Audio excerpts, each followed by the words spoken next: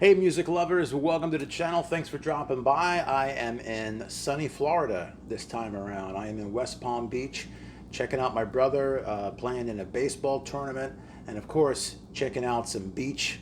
Gotta have the beach, love the beach.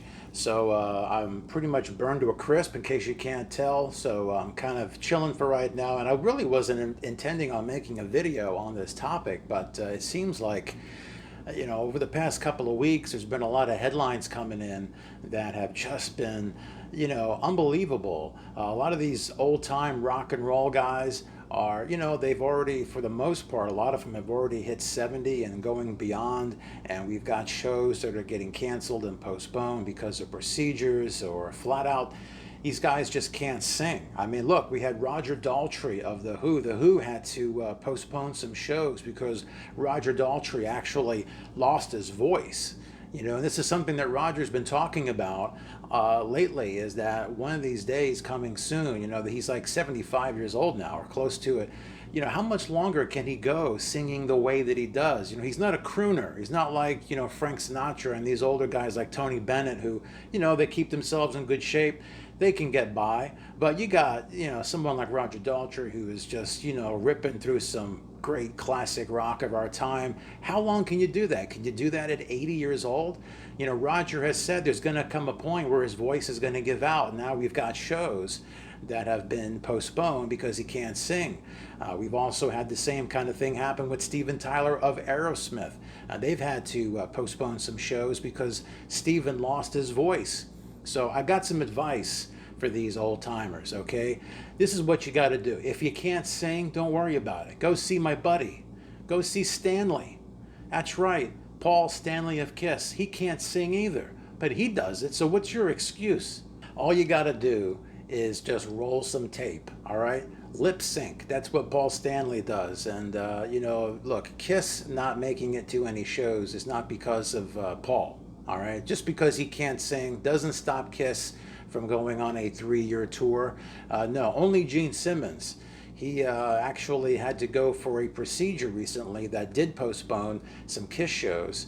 He had to get some kidney stones removed. Now, speaking of stones, what about Mick Jagger? Remember, they had to postpone a whole U.S. leg of their tour for the No Filter tour because Mick had to undergo heart valve surgery, and that tour eventually got back on track this year. And you would have thought that, someone like Keith Richards would have been the one responsible for, postponing shows for the Stones. It's kind of like the running joke, like how the hell is Keith Richards around, even though he's just looks like he's getting ready to fall apart at any second. I even saw this meme recently circulating on the internet that was pretty funny. God basically saying, don't ask me. He was here when I got here. And it's not like you can just replace Mick Jagger. You got to have Mick to have the Stones. It's not like Foreigner, where you've got multiple lead singers. Now, there's another band. Lou Gramm just announced that he can't be a part of the upcoming Foreigner tour, the Double Vision tour, which is going to basically feature everybody possibly connected to Foreigner that's still alive. It's called the Double Vision Tour, and they actually have a DVD coming out later this year. It's going to be from a show that they have already done with all the living members that have been in Foreigner, past and present. And Lou Gramm had to be rushed to a hospital recently, dehydration, fatigue, and some kind of respiratory thing. So he's out. But Foreigner is one of these bands. They got Kelly Hansen. So the show will go on. So what does this say about the ticket buying public now, going to see these shows? You want to go see these heritage acts before they drop off the face of the earth. But now we're at a point where you don't know if when you book that flight or that hotel and you travel hours to go see these guys, if they're going to be able to make it themselves. We've already seen this kind of thing happen with other bands, but I want to know what you guys think about this, because it's getting to a point now where you could be ready to go see The Who, and because Roger can't sing that night, the show is over, and all that money you spent on the flight and the hotel, you might not be able to get that back. And so something to think about. We've also got guys like Phil Collins, who are just kind of pushing their limits. You know, Phil can no longer play the drums, and he can't even stand up for a whole show. He's got to sit down in a chair, and I've done a video about this, a couple of videos about Phil, you know, and just saw footage of him this past week. He went to go sit down in his chair after having stood up, and he fell backwards in his chair. And so we've got all kinds of just, you know, crazy things going on with these old timers. And we've got Ozzy Osbourne, who has been off of his tour because he's been sick. And there's many other examples. And I'm very interested to hear what you guys think about how long should these guys go. You know, I think about Neil Peart of Rush, you know, one of my favorite bands, no longer active. They decided to call it quits. And it was actually Neil that decided to pull the plug. He's the real reason why there is no more Rush. But you know what? I respect him for the attitude that he has. And he wrote about it. True to say, funny to hear, and it does not pay me to realize that, like all athletes, there comes a time to take yourself out of the game. I would rather set it aside than face the predicament described in our song Losing It.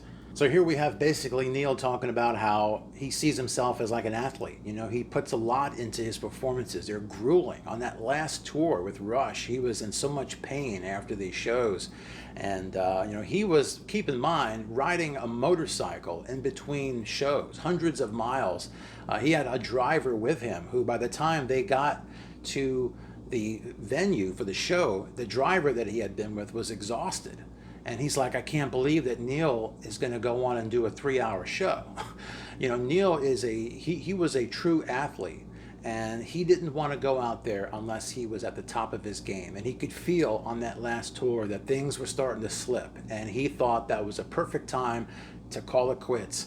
And it's interesting that he mentions the song Losing It, which is a song that he wrote back in the early 80s. It's on the Signals album, but the song, even if you don't like Rush, if you hate Rush, go look at the lyrics to Losing It. Just look at it as poetry. It's a beautiful song. It's a great song, and it's a song that he wrote back in the early 80s about this time in his life that he is now facing, and as well as his contemporaries are also facing it now too. At what point do you stop? You know, in the song Losing It, he talks about, in the first part, talks about a dancer, and then it talks about a writer who they kind of feel like they're losing their stuff, like they're not as good as they used to be. And then we get to a part of the song where I think it really says it all. And he says basically, sadder still to watch it die than never to have known it. And I think that there pretty much sums it up. You know, sadder to watch someone go downhill than never to have known that, never to have seen that. I'm curious to see what you guys think about this, because we've reached a point where, from our point of view, from the fans' point of view, we are watching our heroes go downhill.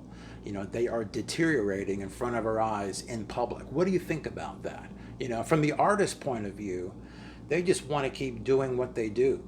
You know, they, you know, like in the song Losing It, when they're talking about, when he's talking about the dancer, you know, the echoes of old applause is what she would hear as she's in pain in her own room trying to get through these moves.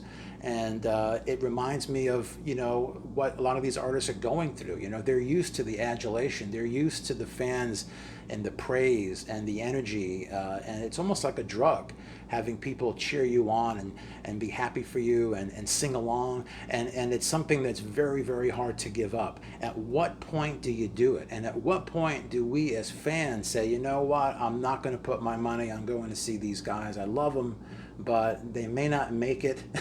You know, I don't know. What do you think? Let me know. Drop it in the comments below what you think about the old timers and rock and roll in 2019. Also, let me know if you guys have ever had tickets to a show and it didn't happen because somebody passed away or couldn't sing or one of those types of things. Drop it down below. I know for myself, I was supposed to go see Levon Helm.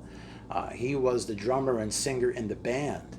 And this is when I was living in Nashville not too long ago. I was supposed to see him at the Ryman, and he passed away before I could get to see him, and that was really sad. And you know, he's another one that was performing right up until the end, and definitely there was atrophy, but he kept on going because that's what he wanted to do. That was his passion. It didn't matter if he came across as, you know, less than what he was before. He just wanted to keep on going. And some of these artists, that's their attitude. Let me know what you think about it. Drop it down below. Give this video a thumbs up if you liked it. Hit that subscribe button.